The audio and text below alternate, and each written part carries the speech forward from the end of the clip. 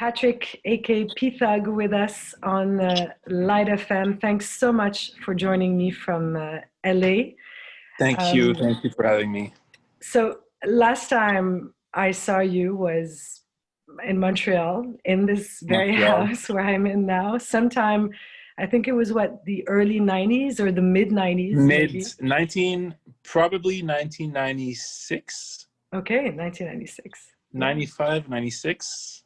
Were you still in Stanislas at that time? Yes. Yeah. Yes. I don't want to age myself too much. I was still in early high school. It seems like a lifetime ago, yeah. and so much has happened since then for you. So you were born in Lebanon. You left at a young age during the Civil War. You lived a bit in Egypt. Before moving to Montreal, where you grew up. It's also in Montreal at school that you met David Maklovich, with whom you have a brilliant career as Chromeo. So, of course, I would have so many questions about your life as a musician, as a producer. We would talk about the record label and all the projects you've been working on. But today we can do a special episode on that. But. Exactly, for another time. But today I want to talk about Ya Habibi Market, of course. And before we get into the details of this platform and this initiative, can you tell us what place Lebanon had in your household growing up? In Montreal, did you feel part of the Lebanese community? Did you speak Arabic at home? How has it been part of your life living abroad and now in the States? You've been there for a while. Well, so like you said, I was born in Beirut during the Civil War, moved out. My family moved out. I was about 8 years old. We went to Egypt. My grandfather is Egyptian, of Lebanese origin, but my mom is basically Egyptian. But she lived in Lebanon. My parents married in Lebanon. She went to school in Lebanon.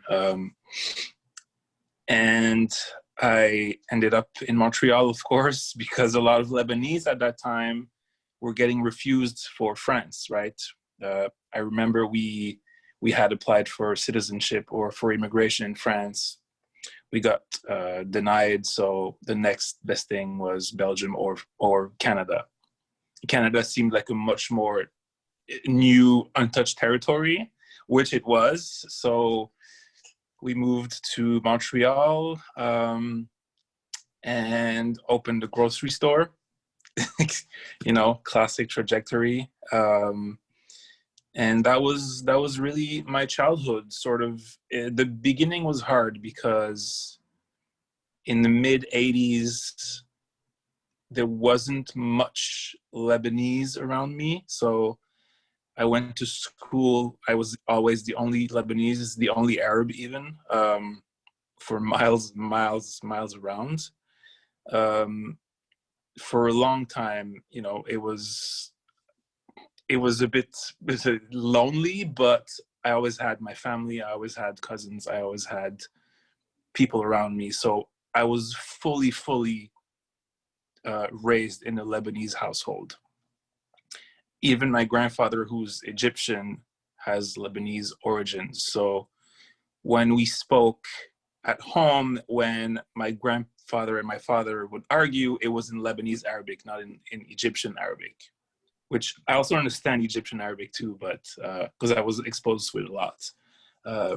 But my upbringing was full Lebanese, some Italian. My mother is half Italian. As you know, there's a big Italian diaspora in Egypt.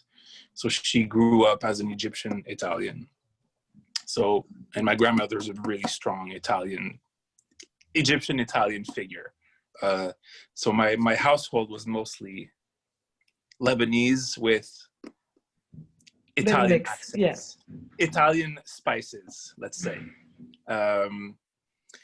So I never felt far from the culture. It was just because of my household. Outside of the household, of course, I felt far from the culture, and I always had this, this gap in my heart, in my mind, about, you know, not being in Lebanon and missing that part of the culture. I never felt disconnected from being Lebanese, from the culture or anything. If anything, I just made me miss it much more. And so a few months ago, on August 4th, like the rest of the world, you witnessed a tragedy beyond words. Yeah. Can you tell us what it triggered in you, or how you felt? Well, the first trigger was the Thawra last year, on October 17th. When that started, I was kind of, it made me reflect more on what it actually was to be Lebanese. And it made me reflect on the fact that Lebanon is just, it's not just that place where you go to see family and get some nice vacation, and since it's a bit of a free-for-all zone, you can pretty much do anything you want, you know? Because when you're from a diaspora, you think of Lebanon, or whatever your homeland is, you think of it as like, this is family territory, this is childhood territory, sometimes painful childhood memories. This is a place that has no rules or law, where you can go and have fun, do dumb stuff, and then come back home and go to school and be a serious person, right? That's how I saw it, and I think a lot of people too. But from that point on, when the revolution started, I got a bit of a slap in the face, and I was like, I see it as this magical place, but for my family members, my cousins, I have tons, 4 uncles, you know, the whole thing, like, got tons of family there. For the people that live there, it's another reality. We go there and it's focused time. We meet with family, we have a good time, but we don't live there, right? And for me, the slap in the face was the anger that people in Lebanon have been keeping up inside. And to be frank, I have no idea how they kept it for so long. Because in your mind, as a Lebanese abroad, you're like, I guess that's how, you know, they like to live. That's just how live with it. Yeah. They, you know, you get used to stuff. Humans in general are resilient, and especially Lebanese people. So in my mind, you're like, I guess people found their balance. If it's been like that for 30 years, since 1991, then people have their balance. Some people are unhappy, some people are happy. That's how the system works, right? You kind of let go and you accept it. And seeing people in Lebanon, people who live there, people on the ground, not accept it anymore, made me rethink everything I thought about Lebanon, everything I was feeling, everything I was, you know, interpreting. It just made me rethink all of it. Especially since these are things you never talk about with family members. You're so focused on, you know, catching up and having fun and doing dinners and 3 dinners and, you know. You don't talk about the corruption and the deeply rooted problems. And Exactly. So to me, that was the first slap in the face, where I woke up and I was like, man, it's time to, you know what? It's time to do something. It's time to stand up. It's time to speak. It's time to be there for not only my family, but my people. It's time to do something about it. I want my grandchildren or my great-grandchildren to have at least the option or the opportunity to choose if they want to live there, yeah, or not being forced like my family was, like so many other families were. We were forced out. And this is still happening today. So that definitely gave me the first spark. And then the second spark Like I said, the explosion was just, even though most of us have felt it from abroad, the ones that know the Civil War and that know the chaos, what chaos, real chaos looks and feels like, me personally, that reignited something inside of me that I haven't seen since I was 5, 6, 7, 8 years old. The images that just triggers stuff that's been hiding for a long time, and that was, it was painful, but, and I had this 1 week where I couldn't do anything. I couldn't sleep. I was thinking about it, but also thinking about where that brought me back. For me, the explosion is an extension of the Civil War.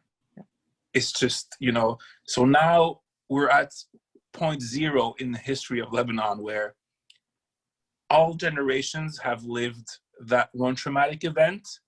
It's very similar to all of us, right? And at that point, I was like, the combination of the frustration from the Thawra, the frustration of my whole history of being, forced out, of my family being forced out. And then the frustration of the system that imposed this new trauma to the younger generation and not giving my kids an opportunity to live Lebanon without the problems.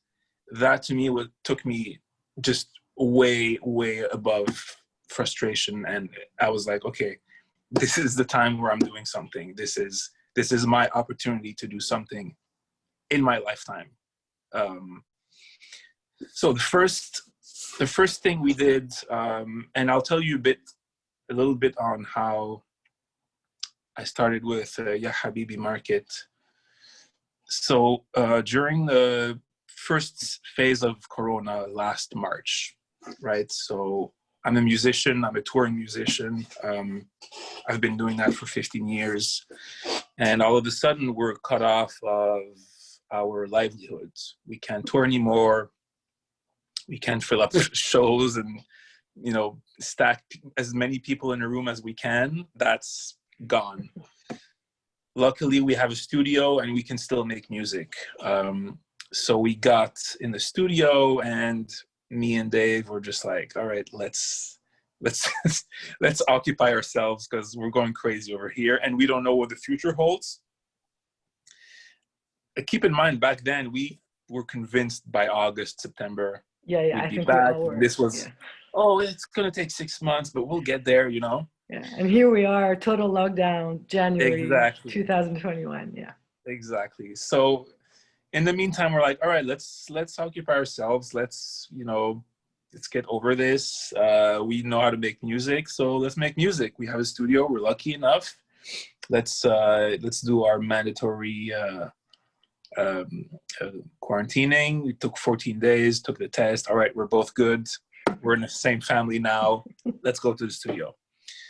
So we started making songs, and with the humor that we usually have in our music, of course, some humor had to come out of it. So we made this little EP called the Quarantine Casanova. All the songs are Corona, COVID, themed. It's humoristic. It's soulful. It's The videos are hilarious, I have to say. Thank you. So we were done with this, and then we were like, what are we doing with this? People, we were just starting to post it on Instagram and on socials just for the fun of it. We were literally making music on the whim to occupy ourselves and make ourselves laugh and have, fill our days. And then people really started loving those little clips we put on Instagram. So we decided to make an album with it.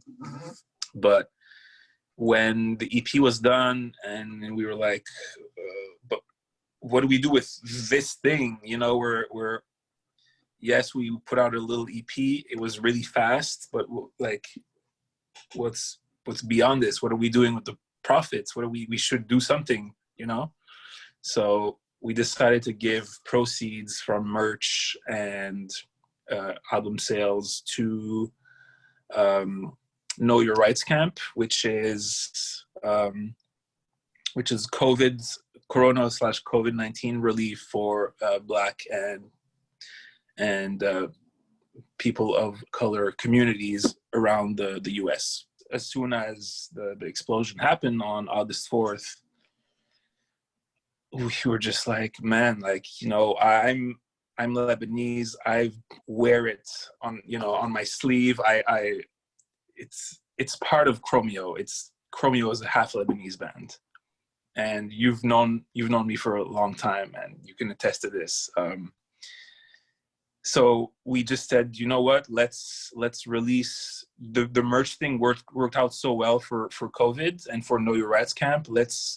You should design a T-shirt and something else to send funds to Impact Lebanon. So we did it. I did a little design. We put it on a tote bag and a T-shirt. We were able to raise 10 grand that we sent to Impact Lebanon. And to me, that was my first taste of what it is to actually help and make a difference.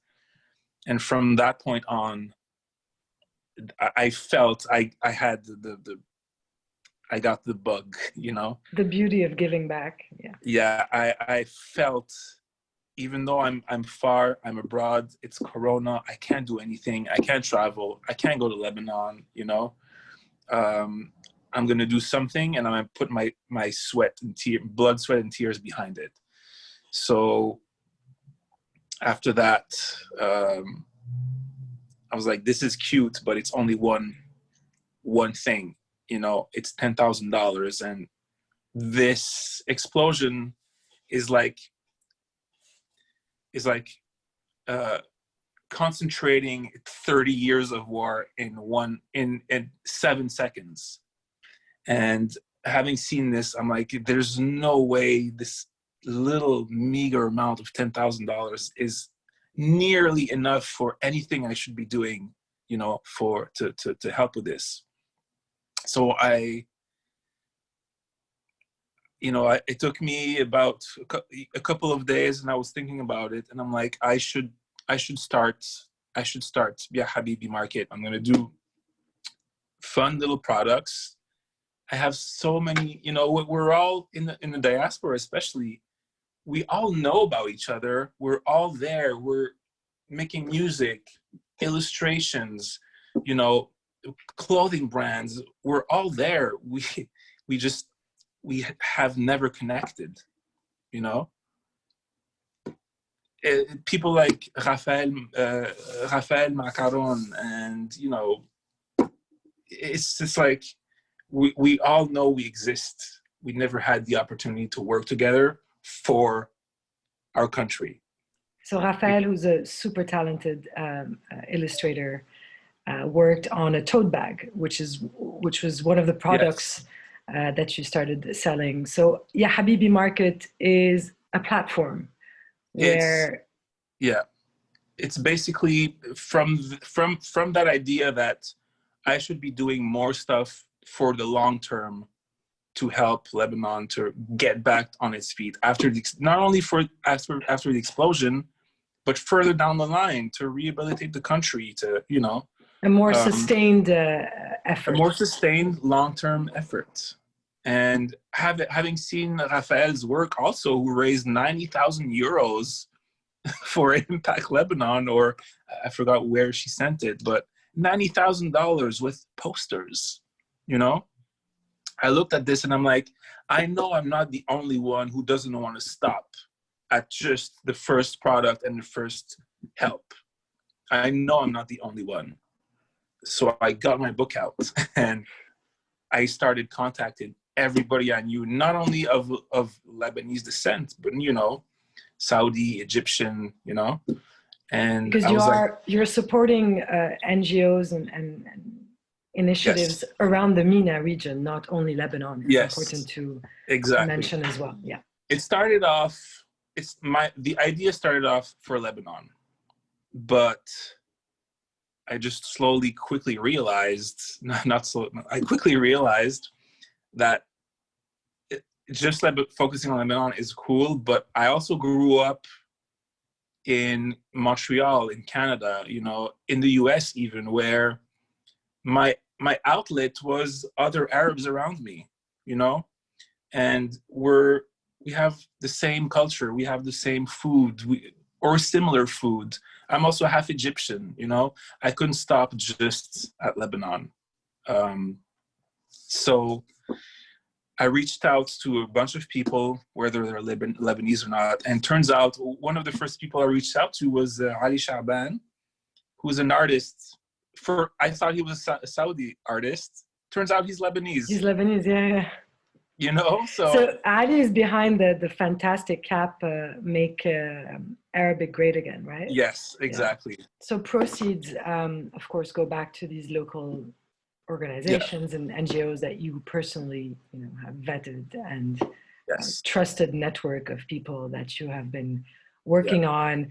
The puzzle that I've been struggling with for the past 3 weeks, that has taken over my kitchen table, is a puzzle, a 1,000-piece puzzle with a fantastic picture of Rawad Mansour, known as plus 961.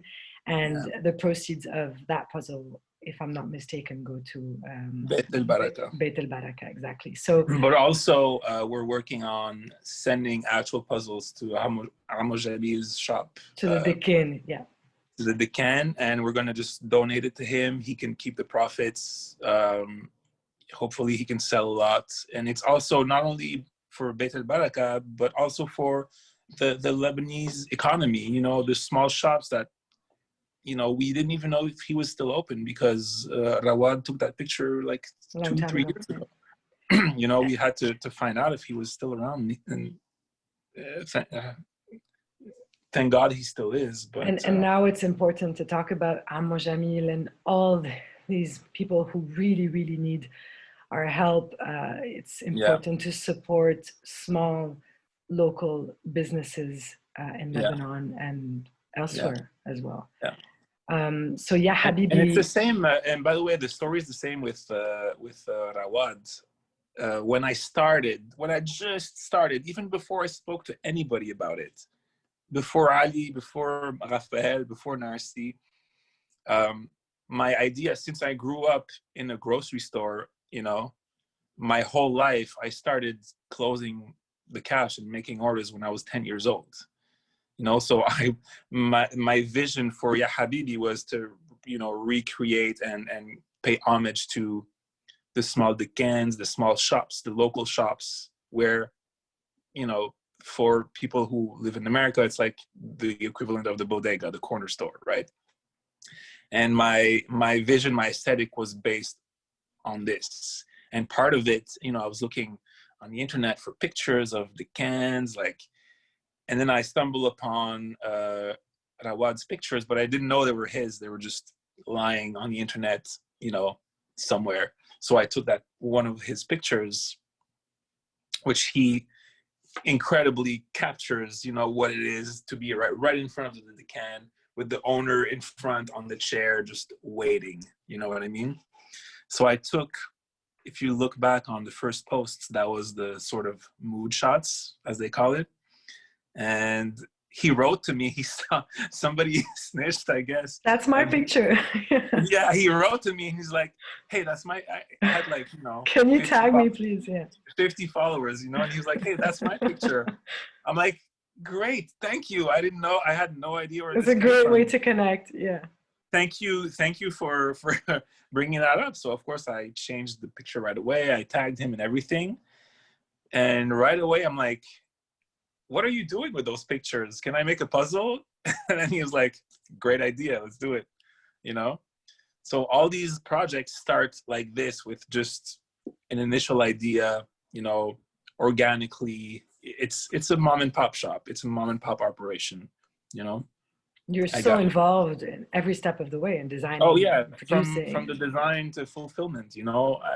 I have a couple of people helping me, but you know, I'm not sleeping at night. I'm awake trying to keep up with Paris, London, Beirut, Dubai, you know, time zones, California, New York, you know, Montreal it's insanity, but this is where I put my effort in. This is how I pay back. I can't, it's, you know, it's COVID time. I can't send money. So the way I pay back is in blood, sweat, and tears. And then it's the people who purchase stuff from Ya Habibi Market who are doing, you know, the financial aid. You know what I mean? I'm just putting in work. And that work is really making a difference and is really I hope appreciated. I hope. Thank you so much, Patrick P-Thugg, for taking the time to chat with me. We'll be following Ya Habibi Market closely, of course, online on Instagram. And I also want to say that your Lebanese fans are waiting for you in Lebanon for a show, a concert. I can't wait. We want to see you on stage at some point, hopefully. Yes. And I think you and I should work on that. Yes. I've been, you know, I've been planning some stuff to go back. I know people are waiting. As soon as COVID stops, I'm out. I'm on a plane. I'm on a plane. It makes me want to go back even more. Yeah. Now that there's room for change and there's an initial spark, if we don't all hold hands and force through it, it's not going to happen.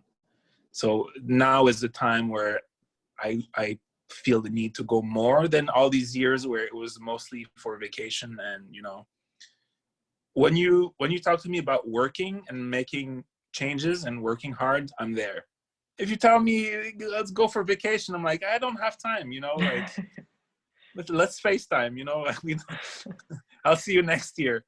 But if there's something like this that's happening and there's actual work to be done and you need effort and involvement, then I'm there, you know. This is the time.